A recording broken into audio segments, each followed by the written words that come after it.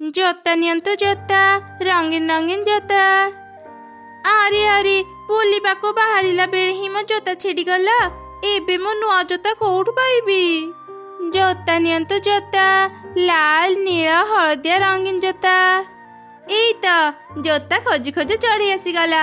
आरे चढ़ी मो पाखको आसे मु जोता किनिबी। तुमे मते डाकिल जोता किनिब? आरे आरे तुम जोताटा तो छिड़ी जाइची। देख न चढ़ी बुलिबाको बाहरिला बेले ही मो जोता छिड़ीगला।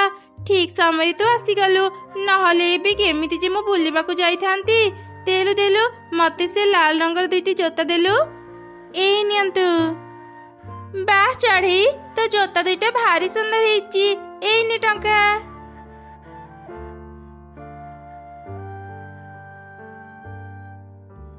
आरे बाह आज तो मोर सबु जोता बिक्री हो गला। किछि दिन तले मिट्टू भाईंकर चाकरी चली जाइची। से बहुत असुविधार अछंती। मु ए सबु टंका मिट्टू भाई को दिए सेई टंकारे काम आरंभ करि परिबे। एमिति चिंता करी चढ़ई मिट्टू पाखो गला। आओ ताकू किछि टंका देला। मिट्टू टंका पाई खूब खुशी हो गला। से चढ़ई को धन्यवाद जणैला। एही परी चढ़ई जोता बिक्री करी जहाँ भी टंका पाउथिला गरीब असहाय चढ़ई को साहाय्य करुथिला। एमिति गोटे दिन चढ़ी तते बहुत बहुत धन्यवाद। तू मो जोता नहीं भल काम लगौचु। साधु बाबा अभिशाप पाई मु एमिति जोता गछ पालटी जाइची। मु जे पर्यंत 1000टी चढ़ी को साहाय्य न करिची ए जोता गछरु मुक्त होई पारिबिनी। तुमे मन दुख करनी गछ। खूब शीघ्र तुमे जोता गछरु मुक्त होई जिवो। एबे मो बाजार को जाए जोता बिकी सारिले मु पुणी घर को जीबी। एमिति कही चढ़ी जोता धरी बाजार को गला। से जोता बिका टंका गरीब चढ़ी मानक देई निज घर को गला। दिन से ता झियो सांगरे नदी को पानी आनिबा को जाइथिला। सेही समय रे आरी सांग एते दिन पर जाई तो सह देखा हैला। तू केमिति अछु? ये तो झियो कुनी ना? कुनी तो बहुत बड़ हेई गलानी। हाँ सांग मु भलो अछि। मो घर एठारु बहुत दूर। सेथिपाई पानी नेबा को आसीबा समय रे मो झियो को भी सांगरे नहीं आसिली। भलो करिचु। आरे मां पिंकी ये मो सांगरे झियो कुनी। जा ता सांगरे खेलिबु। सत कहउच मां मो कुनी सांगरे खेलिबी? हाँ हाँ मु सत कहउची। जा कुनी सांगरे खेलिबु। आसरेनु आमे किछि समय बसी कथा हेबा तापरे घर को जिबा।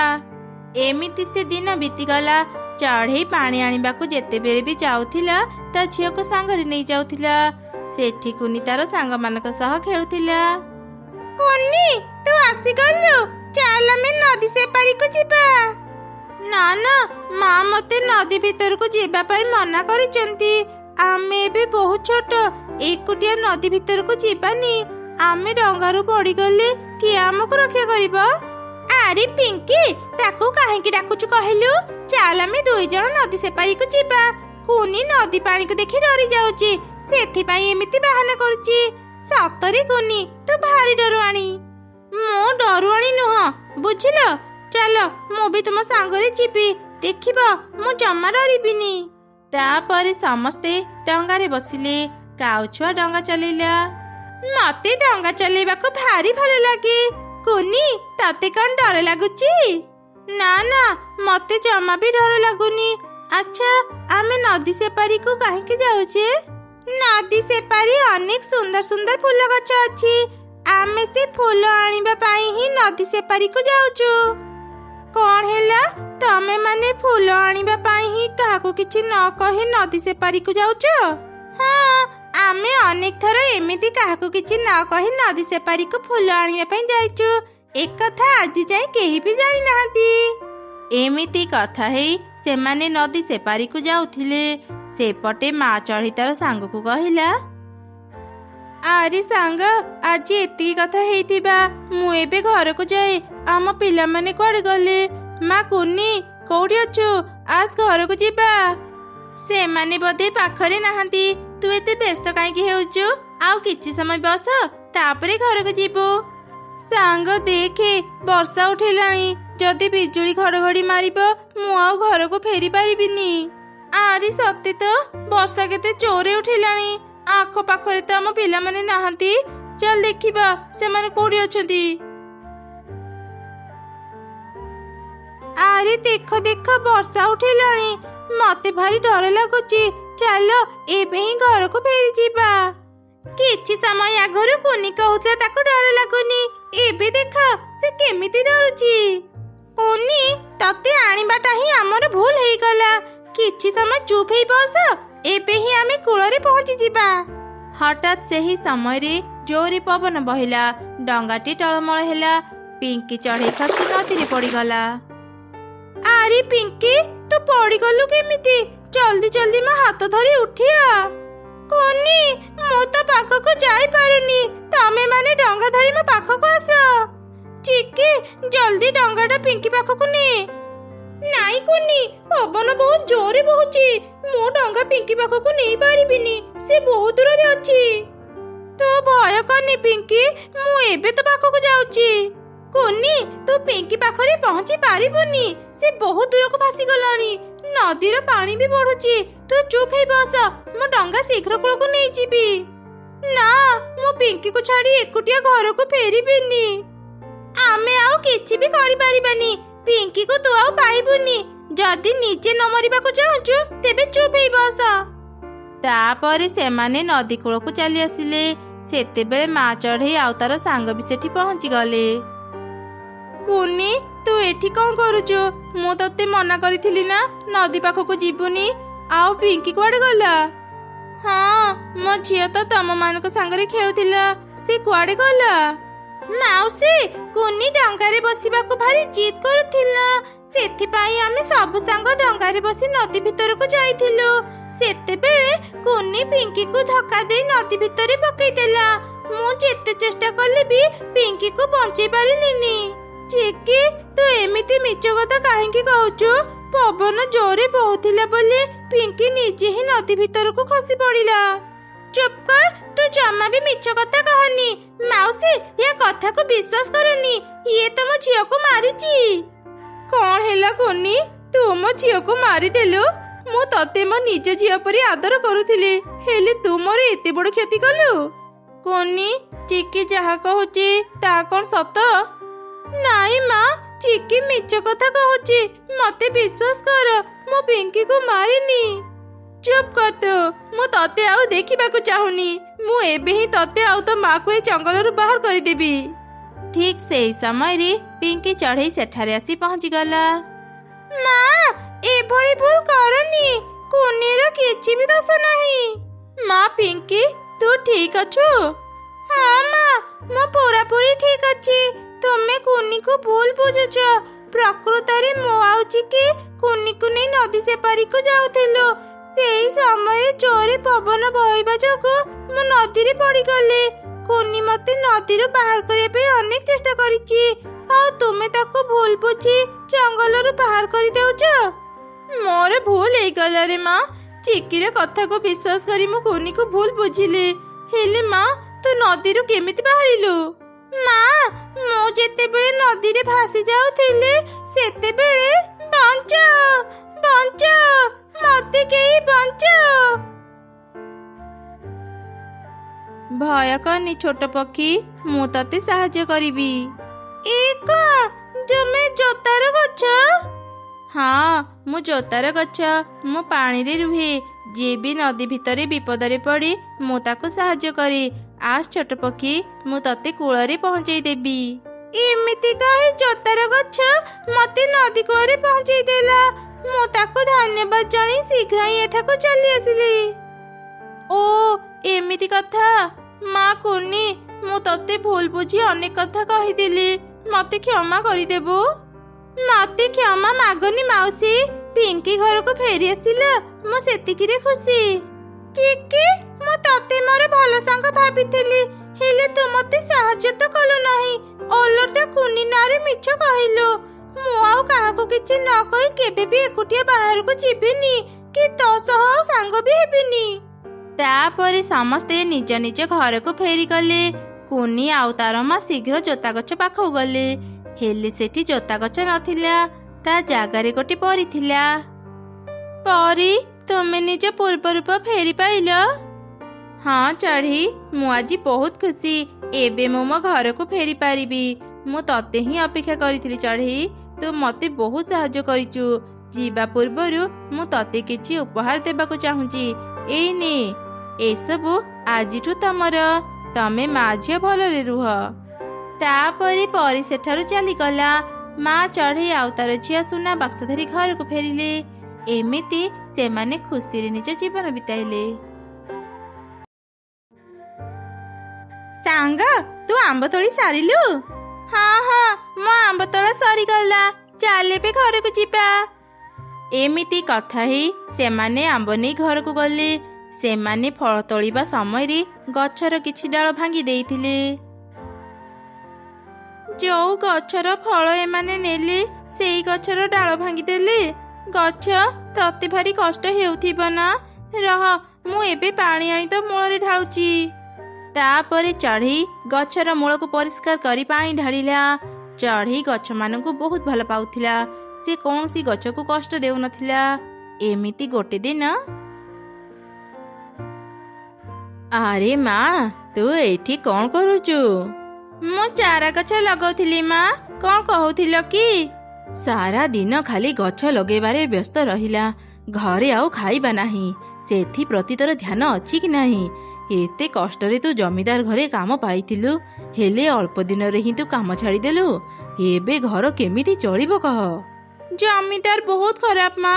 ସେ ସବୁ ସମୟରେ ମତେ ଗଛ କାଟିବାକୁ କୁହନ୍ତି, ହେଲେ ଦିନେ ବି ମତେ ଗଛ ଲଗେଇବାକୁ କହିନାହାନ୍ତି।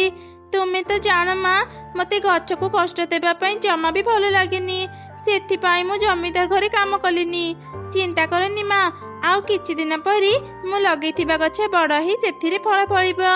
ସେତେବେଳେ ଆମେ ସେ ଫଳ ବିକ୍ରି କରି ଆରାମରେ ଚଳିପାରିବା। ହଁ ହଁ, ତୋ ଗଛରେ ଯେବେ ଫଳ ହେବ ସେତେବେଳକୁ ଆମେ ଭୋକ ଶୋଷରେ ମରି ସାରିଥିବାଣି। ଯା, ଏବେ ହିଁ ଜଙ୍ଗଲକୁ ଯା, କାଠ କାଟି ବଜାରରେ ବିକ୍ରି କର। ଯଦି ସେତିକି କାମ ନ କରିବୁ ମୋ ଘରେ ତୁ ଆଉ ରହିପାରିବୁନି। ଏମିତି ରାଗି ବୁଢ଼ୀ ଚଢ଼େଇ ଘର ଭିତରକୁ ଚାଲିଗଲା। ତାର ଝିଅ ଆଉ କିଛି ଉପାୟ ନ ପାଇ କୁରାଢ଼ୀ ଧରି ଜଙ୍ଗଲ ଭିତରକୁ ଗଲା। କେତେ ସୁନ୍ଦରୀ ଗଛଲତା! ଏତେ ସୁନ୍ଦର ସୁନ୍ଦର ଗଛ ଗୁଡାକୁ ଦେଖି ତ ମତେ ତାଙ୍କୁ କାଟିବାକୁ ଇଚ୍ଛା ହଉନି। ଗଛ କାଟିଲେ ପରିବେଶର ହିଁ କ୍ଷତି ହୁଏ, ହେଲେ ମୋ ମା ଏ କଥା ବୁଝୁନାହାନ୍ତି। ମୁଁ ଏ ଗଛ ମାନଙ୍କୁ କାଟି ପାରିବିନି। ମୁଁ ଜଙ୍ଗଲର ଆଉ ଟିକେ ଭିତରକୁ ଯାଇ ଦେଖେ, ସେଠି ହୁଏତ ମୁଁ ଶୁଖିଲା ଗଛ ପାଇଯିବି। ଏମିତି ସେ ଚଢ଼େଇ ଆଗକୁ ଯାଉ ଯାଉ ଜଙ୍ଗଲର ବହୁତ ଭିତରକୁ ଗଲା, ହେଲେ ସେଠି ସେ ଗୋଟେ ବି ଶୁଖିଲା ଗଛ ପାଇଲାନି। ଏ କ'ଣ, ଏତେ ଦୂରକୁ ଚାଲି ଆସିଲିଣି, ହେଲେ ମୁଁ ଗୋଟେ ବି ଶୁଖିଲା ଗଛ ପାଇଲିନି। ତା ମାନେ କ'ଣ ମୁଁ ଆଜି ଘରକୁ ଫେରି ପାରିବିନି? ଚଢ଼େଇ ଏପରି କହୁଥିବା ସମୟରେ ତାର ନଜର ଗୋଟେ ଶୁଖିଲା ଗଛ ଉପରେ ପଡ଼ିଲା। ସେ ଶୁଖିଲା ଗଛରେ ଗୋଟିଏ ମାତ୍ର ଆମ୍ବ ଝୁଲିଥିଲା। ଏ କ'ଣ, ଗଛଟି ଶୁଖି ଯାଇଥିଲେ ବି ସେଥିରେ ଗୋଟେ ଆମ୍ବ ଫଳିଛି। ନିଶ୍ଚୟ ପାଣି ଅଭାବରୁ ଗଛଟିର ପତ୍ର ଝଡ଼ି ଯାଇଥିବ। ସେ ଏଯାଏଁ ମରିନି। ମୁଁ କିଛି ପାଣି ଆଣି ଗଛ ମୂଳରେ ଦିଏ, ଗଛଟିକୁ ଭଲ ଲାଗିବ। ତାପରେ ଚଢ଼େଇ ପାଣି ଆଣି ଶୁଖିଲା ଗଛ ମୂଳରେ ଢାଳିଲା। କିଛି ସମୟ ପରେ ସେ ବଡ଼ ଆମ୍ବଟି କଥା କହିଲା। ଚଢ଼େଇ, ତତେ ବହୁତ ବହୁତ ଧନ୍ୟବାଦ। ଆଜି ତୋ ପାଇଁ ମୁଁ ଅନେକ ଦିନ ପରେ ପାଣି ପାଇଲି। ଏ କ'ଣ, ଆମ୍ବଟି କଥା କେମିତି କହୁଛି? ଏ ଆମ୍ବ ଭୂତ ନୁହେଁ ତ? ବଞ୍ଚାଅ, ବଞ୍ଚାଅ, ମତେ କେହି ଭୂତ ଆମ୍ବ ପାଖରୁ ବଞ୍ଚାଅ। ରହିଯା ଚଢ଼େଇ, ମତେ ଛାଡ଼ି ଯାନି। ମୁଁ ଭୂତ ନୁହଁ, ମୁଁ ଗୋଟେ ପରୀ। ମତେ ତୋର ସାହାଯ୍ୟ ଦରକାର। କ'ଣ ହେଲା? ତୁମେ ଜଣେ ପରୀ, ହେଲେ ତୁମର ଏମିତି ଅବସ୍ଥା କେମିତି ହେଲା? ସେ ଅନେକ କଥା, ଶୁଣିବୁ ମୋ କାହାଣୀ। ଦିନେ ମୁଁ ଏ ଜଙ୍ଗଲକୁ ବୁଲିବା ପାଇଁ ଆସିଥିଲି। ସେତେବେଳେ ମୁଁ ଗୋଟେ ସୁନ୍ଦର ଫୁଲ ଫଳର ବଗିଚାକୁ ଦେଖିଲି। ବାଃ, ଏ ବଗିଚାର ଫୁଲ ଫଳ କେତେ ସୁନ୍ଦର ହେଇଛି। ମୁଁ ଏ ସବୁ ଫୁଲ ଫଳ ତୋଳି ମୋ ଘରକୁ ନେଇଯିବି। ଏମିତି କହି ମୁଁ ଫୁଲ ଫଳ ତୋଳିଲି। ମୋ ପାଇଁ ଅନେକ ଗଛର କ୍ଷତି ହେଲା। ମୋ ବଗିଚାର ସୌନ୍ଦର୍ଯ୍ୟକୁ ନଷ୍ଟ କରିଦେଲି। ଏସବୁ ଦେଖି ଜଙ୍ଗଲର ଦେବୀ ଅନେକ ରାଗିଗଲେ, ଆଉ ମୋ ପାଖକୁ ଆସିଲେ।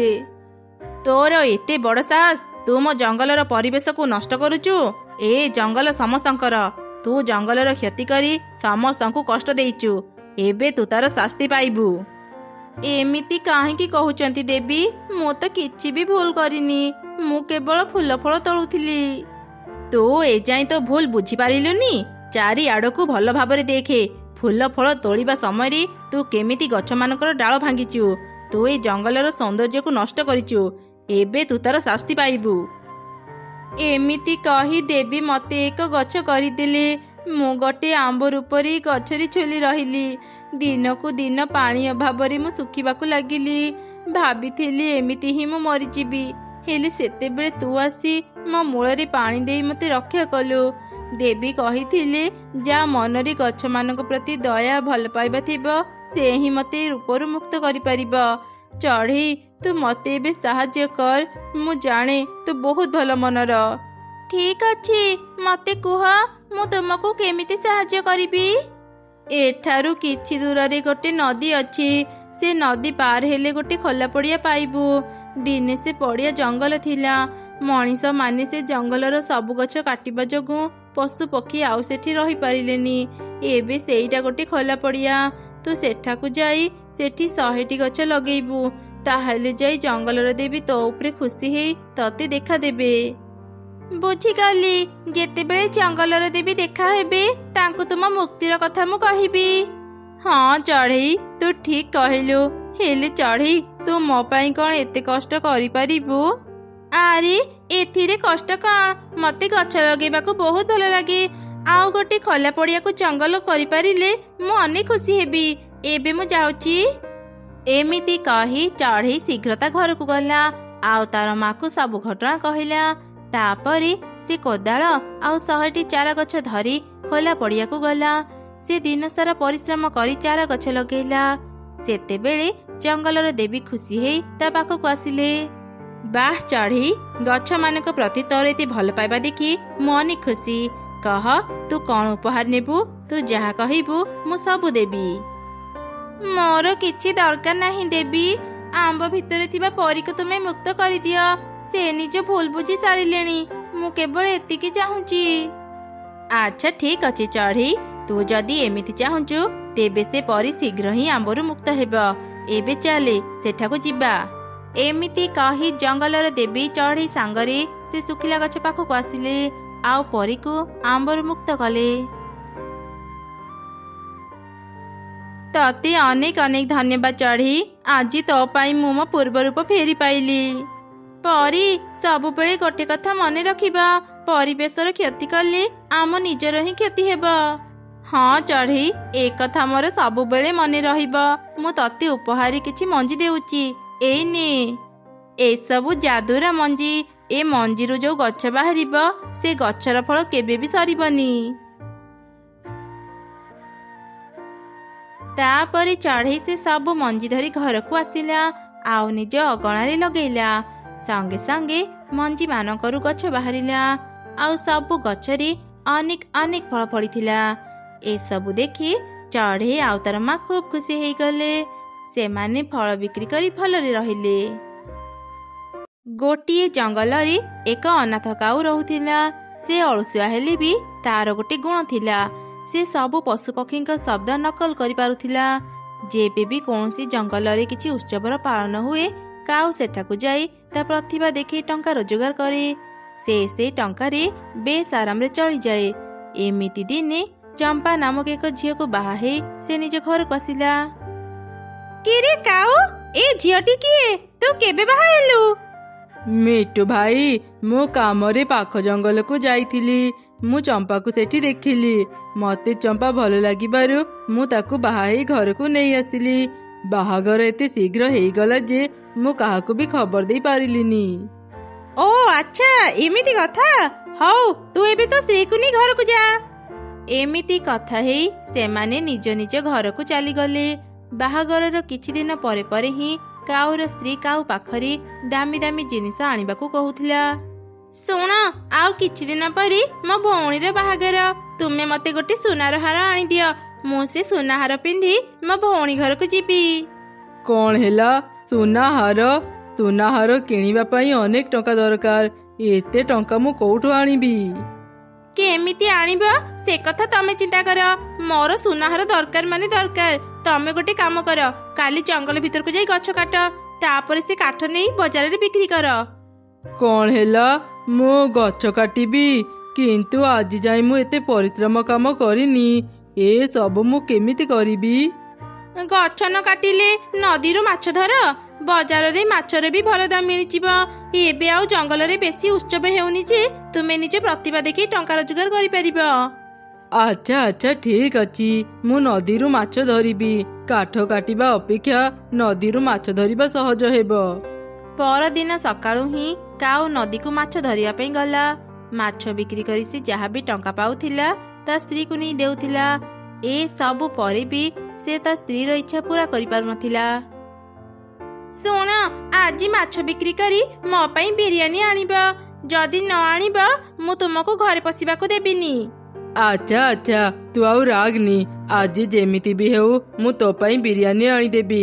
ମୁଁ ଏବେ ଯାଉଛି। ଏମିତି କହି କାଉ ନଦୀକୁ ଗଲା ଆଉ ମାଛ ଧରି ବଜାରରେ ନେଇ ବିକ୍ରି କଲା। ସେ ଯାହା ବି ଟଙ୍କା ପାଇଲା ସେ ଟଙ୍କାରେ ତା ସ୍ତ୍ରୀ ପାଇଁ ବିରିୟାନୀ ନେଲା। ଏମିତି ଦିନେ ସେ ତା ସ୍ତ୍ରୀ ସାଙ୍ଗରେ ଜଙ୍ଗଲରେ ବୁଲୁଥିଲା। ବୁଲୁ ବୁଲୁ ଚଢ଼େଇ ସାଙ୍ଗରେ ତାର ଦେଖା ହେଲା। ଆରେ ତମେ ମାନେ ଏମିତି ମନ ଦୁଃଖ କରି କୁଆଡେ ଯାଉଛ? ଅଙ୍କଲ, ଆମର ଗୋଟେ ଛେଳିକୁ ବାଘ ନେଇଯାଇଛି। କଣ ହେଲା? ବାଘ? ବାଘ ଏ ଜଙ୍ଗଲକୁ ଚାଲି ଆସିଲାଣି? ବାଘ ଏଠାକୁ ଆସିନି। ଆମ ଜଙ୍ଗଲର ଶେଷ ମୁଣ୍ଡରେ ଯୋଉ ବଡ ଘାସ ପଡିଆ ଅଛି ସେଠାକୁ ଯାଇ ସମସ୍ତେ ନିଜ ଛେଳି ମେଣ୍ଢା ଚରାନ୍ତି। ଆଜି ଯେତେବେଳେ ଛେଳି ମାନେ ଘରକୁ ଫେରିଲେ ମୁଁ ଦେଖିଲି ମୋର ଗୋଟେ ଛେଳି ନାହିଁ। ବାଘ ହିଁ ମୋ ଛେଳିକୁ ନେଇଯାଇଛି। ଆଚ୍ଛା ଚଢ଼େଇ ଭଉଣୀ, ବାଘ ଯେତେବେଳେ ତୁମ ଛେଳିକୁ ନେଉଥିଲା ତୁମେ କଣ ବାଘକୁ ଦେଖିଥିଲ? ନା, ବାଘକୁ ତ ଦେଖିନି, ହେଲେ ମୁଁ ସନ୍ଦେହ କରୁଛି ବାଘ ଛଡା ଏମିତି କାମ କିଏ କରିବ। ଏମିତି କଥା ହେଇ ଚଢ଼େଇ ତା ଝିଅକୁ ନେଇ ସେଠାରୁ ଚାଲିଗଲା। କାଉ ଆଉ ତାର ସ୍ତ୍ରୀ ବି ଘରକୁ ଫେରି ଆସିଲେ। ଆରେ ଶୁଣ, ମୋ ପାଖରେ ଗୋଟେ ଉପାୟ ଅଛି। ତୁମେ ଯଦି ସେମିତି କରିବ ଅଳ୍ପ ପରିଶ୍ରମରେ ଅଧିକ ଟଙ୍କା ରୋଜଗାର କରିପାରିବ। କଣ ଉପାୟ ଅଛି ତୋ ପାଖରେ? ତାପରେ ସେ ତା ଯୋଜନା କଥା ତା ସ୍ୱାମୀକୁ କହିଲା। ବାଃ, ତୋ ବୁଦ୍ଧି ତ ବହୁତ ଭଲ। ମୁଁ କାଲିଠୁ ହିଁ କାମ ଆରମ୍ଭ କରିଦେବି। ଏମିତି ସେ ଦିନ ବିତିଗଲା। ପରଦିନ ସକାଳେ ସବୁ ଚଢ଼େଇ ନିଜ ନିଜ ଛେଳି ଧରି ସେ ଘାସ ପଡ଼ିଆକୁ ଗଲେ। ଓହୋ, ଆଜି ଭାରି ଗରମ ଲାଗୁଛି। ଛେଳି ମାନେ ତ ଘାସ ଖାଉଛନ୍ତି। ଚାଲ ଆମେ ସମସ୍ତେ ଗଛ ମୂଳେ ଯାଇ ଆରାମ କରିବା। ଏ କଣ? ବାଘ ବୋଧେ ଆସିଗଲା। ପଳାଅ ରେ ପଳାଅ, ନିଜ ଜୀବନ ବଞ୍ଚେଇ ପଳାଅ।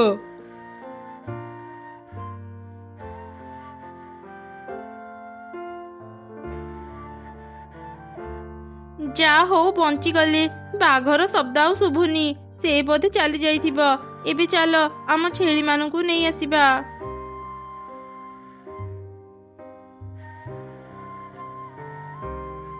ଆରେ ମୋର ଗୋଟେ ଛେଳି କୁଆଡେ ଗଲା? ଏଇଠି ତ ମୋ ଛେଳି ଘାସ ଖାଉଥିଲା। ଆଉ ମନ ଦୁଃଖ କରନି ମିଟୁ ଭଉଣୀ, ବାଘ ନିଶ୍ଚୟ ତୁମ ଛେଳିକୁ ନେଇ ଯାଇଥିବ। ଚାଲ ଅନ୍ୟ ଛେଳି ମାନଙ୍କୁ ନେଇ ଆମେ ଘରକୁ ଯିବା। ତାପରେ ସବୁ ଚଢ଼େଇ ନିଜ ନିଜ ଛେଳିକୁ ଧରି ଘରକୁ ଗଲେ। ଏମିତି 2-3 ଦିନରେ ଧରି ବାଘର ଗର୍ଜନ ଶୁଭୁଥିଲା।